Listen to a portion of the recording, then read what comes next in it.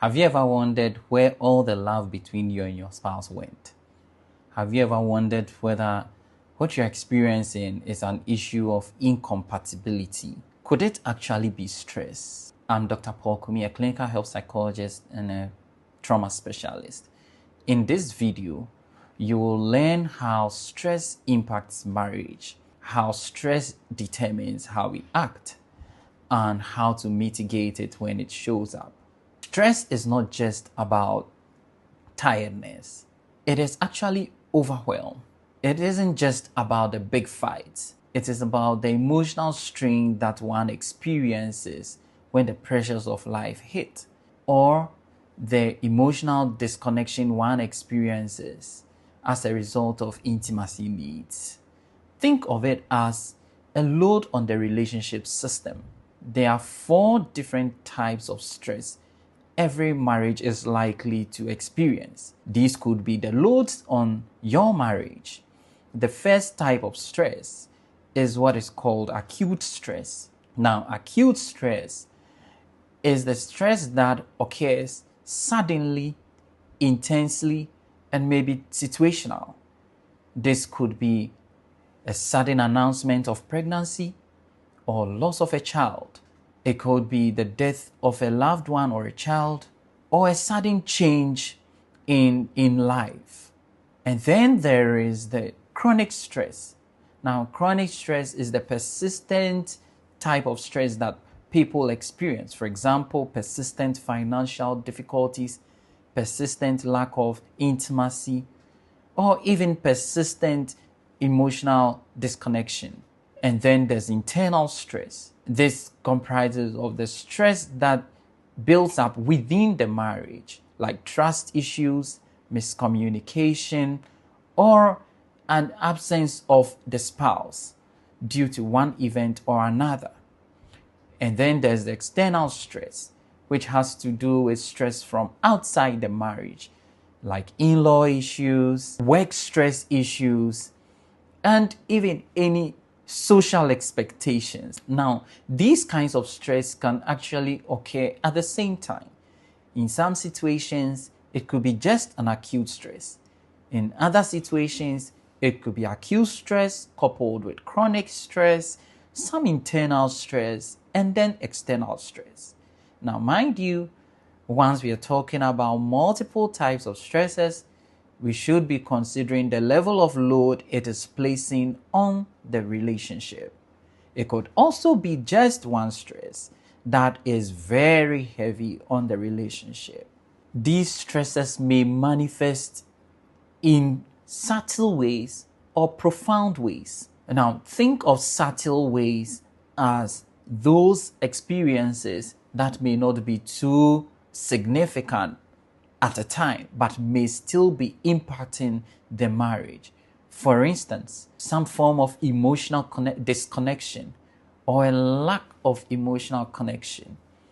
When you feel that you and your spouse can't seem to get along. And then when there's less interest in quality time being spent. So when one partner shies away from spending time to talk, shies away from spending time to engage with yourselves or even with other significant people in your life. Or irritability on the least thing, when the least conversation results in some form of argument or some form of interruption in communication. And then also withdrawing from conversations, when one partner just walks away in the presence of the other, or because of a conversation he or she does not want to have, or one partner simply goes to bed way early than expected just so some conversation cannot be had, or a persistent sense of just getting by. Well, we are in this together and I can only do my least or my best, so just getting by and allowing the days to go by. Now, these are subtle signs of stress. And subtle as they may be, they do not negate the fact that they may be impacting the marriage in significant ways. Now, there are other forms of signs which may be more profound. For example, when there's conflict, consistent argument, persistent argument and conflict, or silent treatment. So when your spouse chooses not to talk, just puts the food on the table and walks away, or when there's simple cordiality, good morning, good evening, how are you, I'm fine, and there's no form of conversation after that. Or when there's escapism, when we bury our head, well, one partner buries their head in work. So spends a longer duration at work or out of home, either with friends or with other members of the family, of the extended family, or some just about being out of home. And sometimes being home but not being present. So constantly on our laptops at home or doing some form of work. And then depression. When depression hits, a partner is constantly found crying, either in the open or in private, sometimes in washrooms or in the pillows. Or anxiety, where the spouse feels constant feeling of tension in the home, where they feel like they are walking on eggshells and struggling to find their voice. Now, on the final one could be when there's emotional strain or emotional burnout, when your partner feels totally disconnected from you and has no form of emotional connection. Now, these signs, whether subtle or profound, may be as a result of stress. Now, how do you deal with these signs when they show up? I will share with you the simple 4-step approach, which I call the EASE approach. Now, the EASE approach has to do with evaluation, assessment, separation, and starting. Now, the first step is to evaluate the situation. Now, to evaluate the situation means spend time to write down all the stresses or the loads your marriage has had to bear. It could be, some may be external, some may be internal, some may be acute, and some may be chronic. Now, write them down and categorize them into these 4 types of stress. Now, what this does is that it helps you recognize what you're dealing with. If it's chronic, it may give you an idea what to do, how to handle it in future. If it's acute, you may realize that it's soon going to pass and everything is going to turn back to normal. If it's internal, then you realize that this is within the marriage, could be personality issues, could be trust issues, or whatever may be bedeviling the marriage. And that means that some form of communication must be had, or some form of help may be needed. If it's external, then it means that we need to sit and strategize on what to do. So categorizing the stresses will help you recognize what you're dealing with. The second step is to assess it. Now find out, which of these stresses have I been able to deal with, and which of them can I not deal with? Now, when you recognize that you've been able to deal with some, you'd soon find that then you can check them out. So our nervous system has an interesting way of reminding us of what we've been through, and so may not recognize that we've been able to deal with some of these stresses. So by crossing them out, you'd realize that, oh, you've been able to deal with maybe 5 out of the 8 stresses that you've been exposed to over the period of your marriage. So you have 3 to deal with.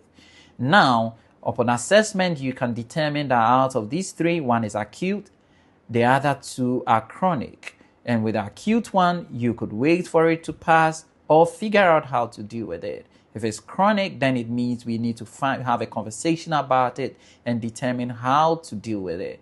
So by assessing them, you would soon realize that the feeling of overwhelm begins to drop, because there are some you may have dealt with that may have been lingering, but upon assessment, you can tell that they are not there anymore.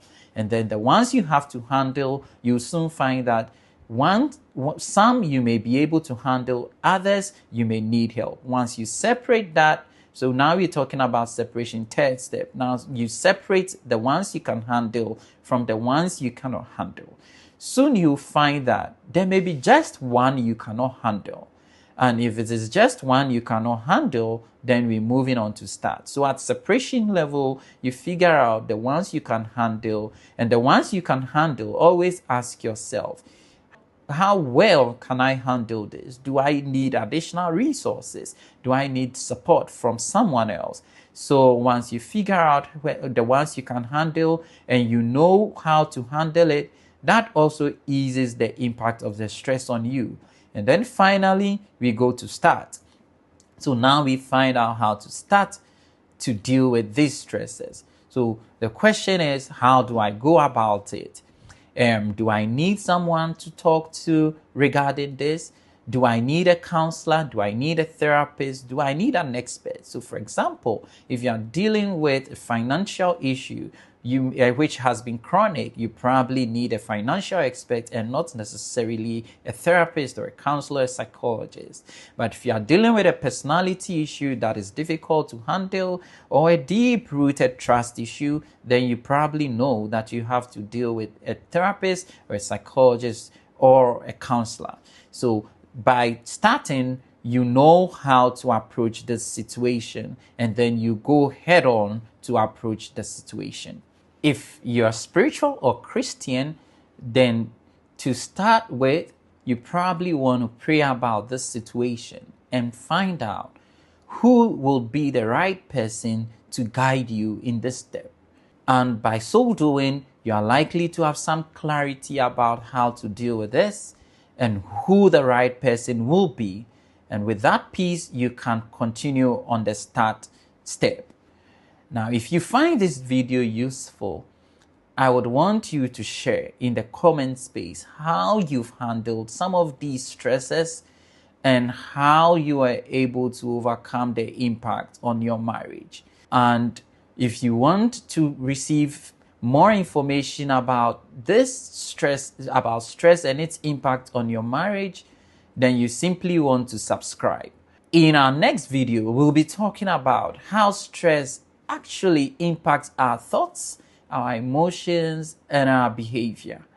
And so if you seek to learn more about stress and marriage, simply subscribe and let us meet in our next video.